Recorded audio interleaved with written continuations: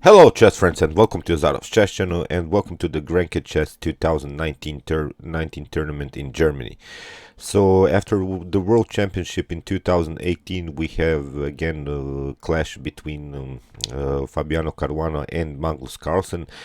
This is a very nice tournament because we have also Vishwanathan Anand, we have Peter Swidler, but we have also this little fellow. We have this guy Vincent Keymar from Germany, and he's really a talented player. He's only 14 years old, and today he faced the world champion. He faced the best of the world. He faced Magnus Carlsen.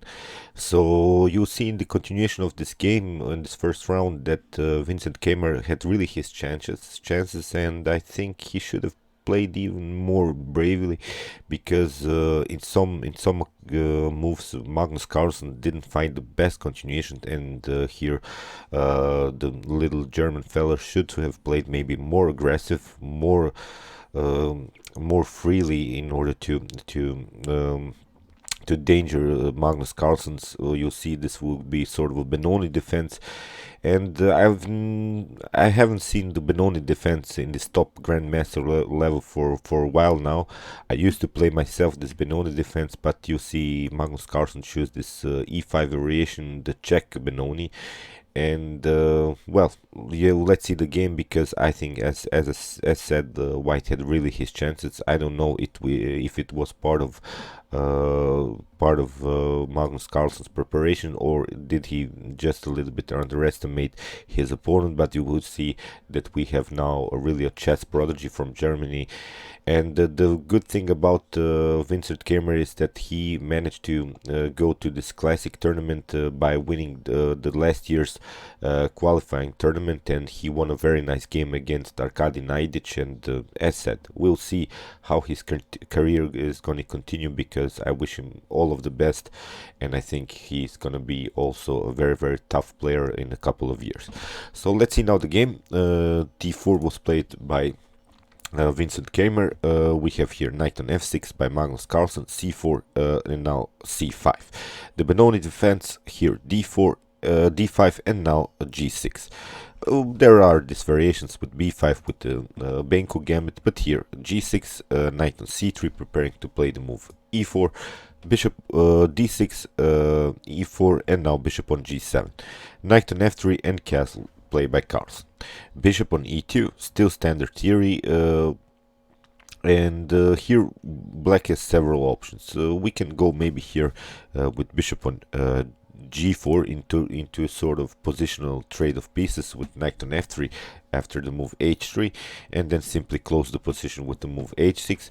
But here Magnus Carlsen goes into this e5 line, and you of course don't want to take d takes e5, because we have now simply bishop takes on e6, and now you see, although white can try an outpost on d5, the same thing can happen to black also on d4, and this d takes e6 with en passant line leads simply into equality.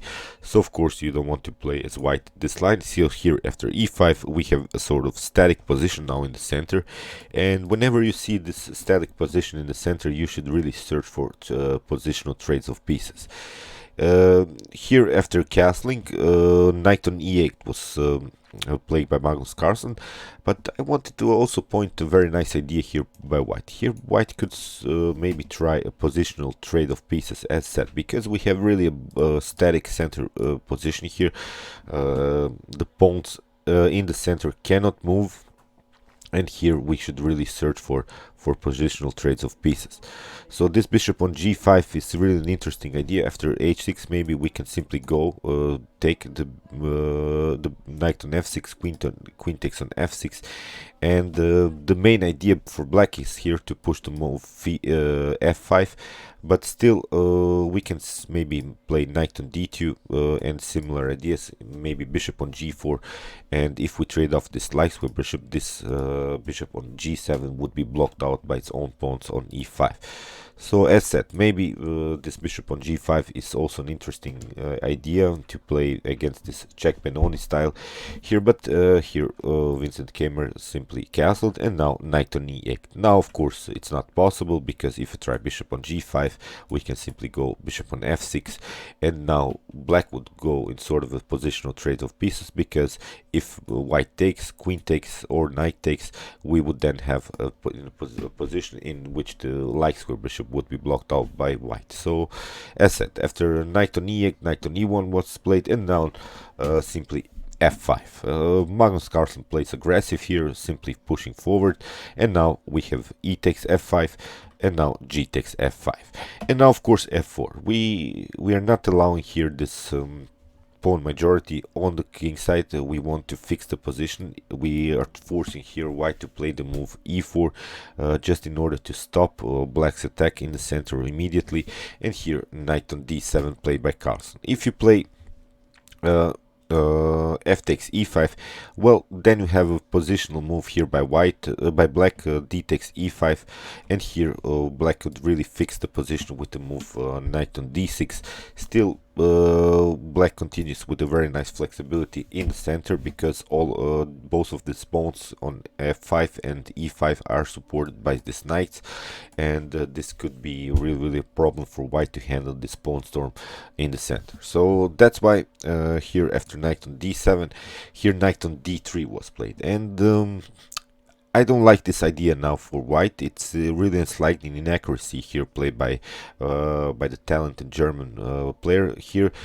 I think knight on c2 is better, because if white tries now f5, we have always the possibility here now, because we have the knight on c2, to maybe create a flank attack on b4. It's not easy for black to connect all of these pieces and create a kingside attack. Here knight on d3 was played, and now Carlsen simply uses a tempo and plays the move e4. Now the knight has the retreat, and I still like here more the idea to play the move knight on e1, but here knight on f2 was played. Here you see after knight on e1 again we have the possibility maybe to play the move knight on c2, and then maybe knight on e3, and then create sort of a blockade against the supported pass pawn played by Carlsen, and still with the knight on e3 we would have a possibility to push the pawn here on g4. But okay, pardon me. Here knight on f2 was played by the young German, and here bishop takes on c3 by Carlsen. And this is a very nice positional idea here played by Magnus, because we have really now a static position, and here after b takes c3, well, let's see now the possible pawn moves. If white tries here g4 immediately, black can simply wait here a little bit and leave white to take the pawn on f5, simply continue maybe with knight on f6 supporting the e4 pawn, and still would have advanced pawn, a supported pass pawn here on the e4. I don't see no clear lines how you should play here with the bishops, because the bishops are really blocked out. The bishop here, this dark square bishop is blocked out by this pawn on c3, and here the light square bishop also doesn't have a good continuation. If you try bishop on h5, this knight on h5 can always be kicked away with knight on f6 ideas. So very nice positional move, this bishop on c3, although the evaluation here for white is slightly better, but from a human perspective I think it's simply playable here for black, because we have now really static pawn structure, and when you have a static pawn structure, of course you favor the knights. So here knight on f6 was played, bishop on e3, and you see now white's problems also. White cannot go with the bishop in the game through the square d4, because we have the advanced pawn on c5, and now knight on g7 was played. Okay, queen on e1, and now bishop on d7, simply developing move. We want also to bring the queen out of the 8th rank, connecting the rooks, and really finish the development. Knight on d1, this is now preparation maybe to go in sort of an attack with the knight, try to search some transposition of the knight, maybe to knight on b2, then maybe bishop on d1, and really challenge this bishop on d7, because the bishop is very well activated here by Magnus Carlsen. The bishop has good diagonals, so maybe white can also try a positional trade of pieces by on the bishop on d7. But here Magnus Carlsen plays simply bishop on a4. h3 was played, and now bishop on d1, and again Magnus Carlsen gives up another bishop, because as you can see, we have really a static position, and here, as said, Magnus Carlsen really is simply playing on the positional trades of pieces. Nothing special, nothing fancy, as I always love to say, but it's a huge positional idea, because you have to really understand the pawn structures in the center.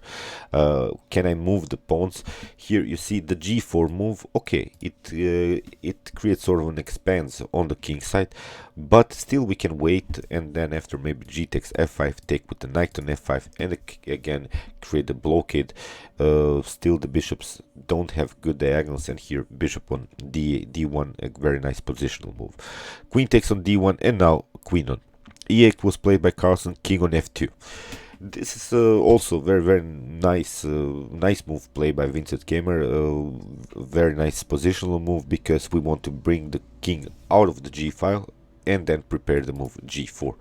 Queen on g6 was played, and now rook on g1, supporting the potential g4 move, and now king on h8, getting out of this, getting out of the g file, and now a4.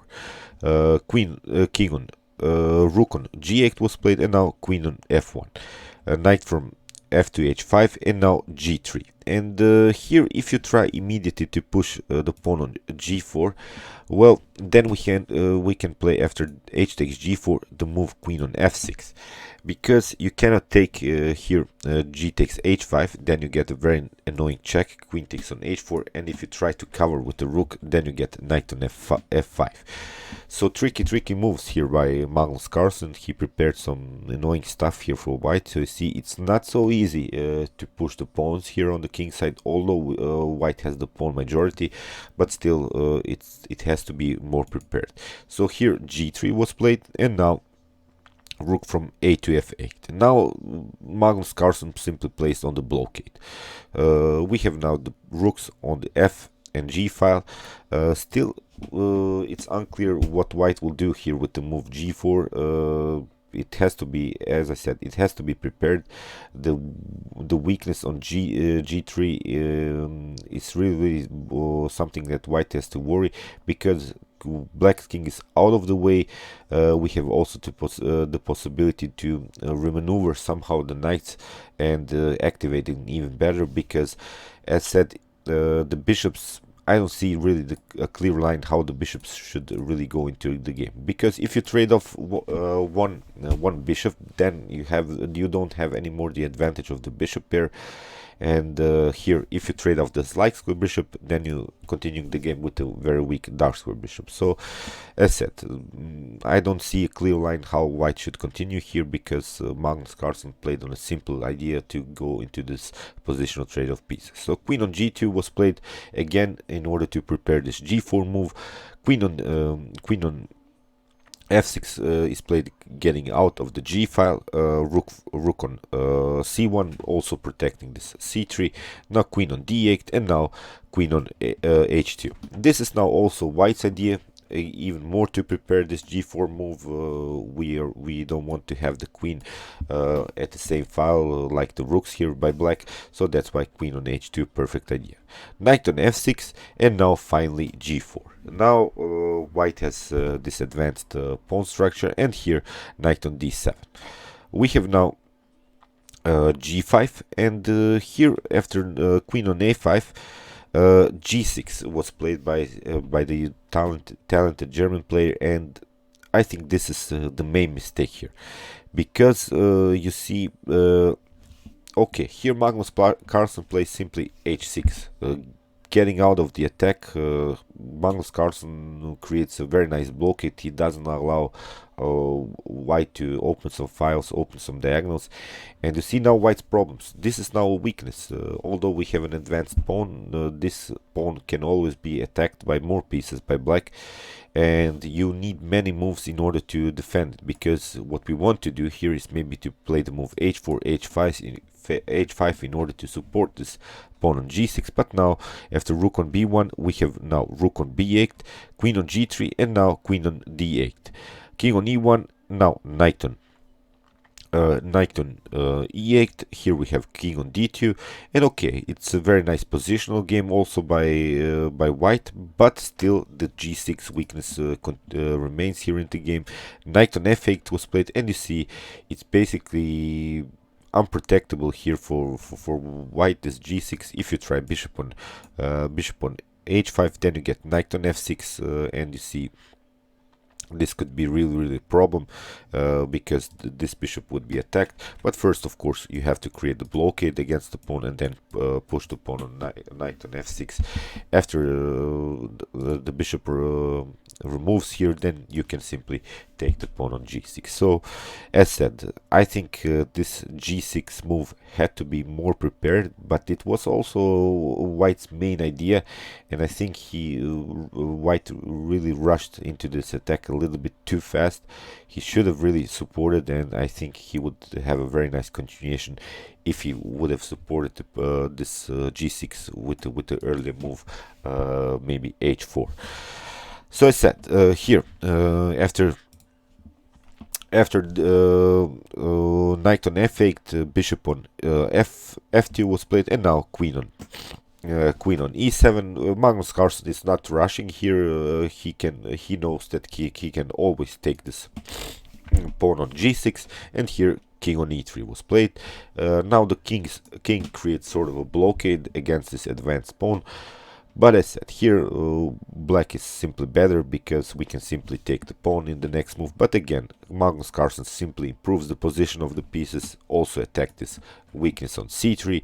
Here king on d2 was played, and now finally knight takes on g6. So as said, I'm a little bit also sorry for Vincent Keymar, because I think he played very nice positionally here, but simply rushed with his pawn. And now you see Magnus Carlsen could simply take the pawn. Here h4 was played, but it's not a problem. Here knight on e7 was played. Here also attacking the queen has to go, and here we can simply go for a trade of rooks. Rook takes on g1, rook takes on g1. Now queen on f7. Here we have h5, now knight on f6, we have bishop on h4, and okay, here white's bishops now have maybe more space, but again with these pawns we can always create a blockade. Knight on g8, really not allowing these bishops to go into the game, because although white has improved the position of the dark square bishop with the move h5, now the light square bishop is a little bit blocked out. And as said, I really love this positional style by Magnus Carlsen. We saw now in the last tournaments that Magnus Carlsen played some very nice tactical games. Now he played here very nice positional game, and it was too much to handle for the young prodigy from Germany. b6 also just improving the position on the queen side. Rook on b1, and now queen on f8. Rook on g1, queen on f7, rook on b1, and now queen on g7. Again, rook on g1. You cannot take the rook because you get a very annoying check here on f6, and then we can simply take out the knight on e7. Here queen on f8, and now king on c2. Knight from f to g8 was played, king on d2, and now queen on f7. You see, although black doesn't have a clear plan also, but still with the pawn up, we can also somehow go maybe just trade off all of these pieces here from the board.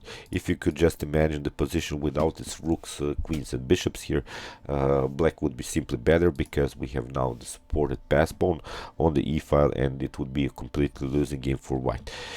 King on c2 was played, and now rook on f8. Now Magnus Carlsen goes simply straight forward. Here king on d2 was played, now queen on e8. So simply transposing these pieces, getting the pieces on a more active squares. Rook on a1 was played in order to protect, of course, this a4 pawn, and now rook on f7.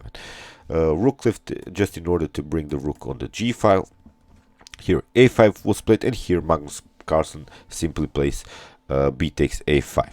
Rook takes on a5, and now knight on c8. And okay, let's evaluate the position now a little bit further, because now black has two pass pawns. We have the pass pawn on the e file and the a file, and still white can maybe struggle for a draw, but as I said, here the bishops are still out of game.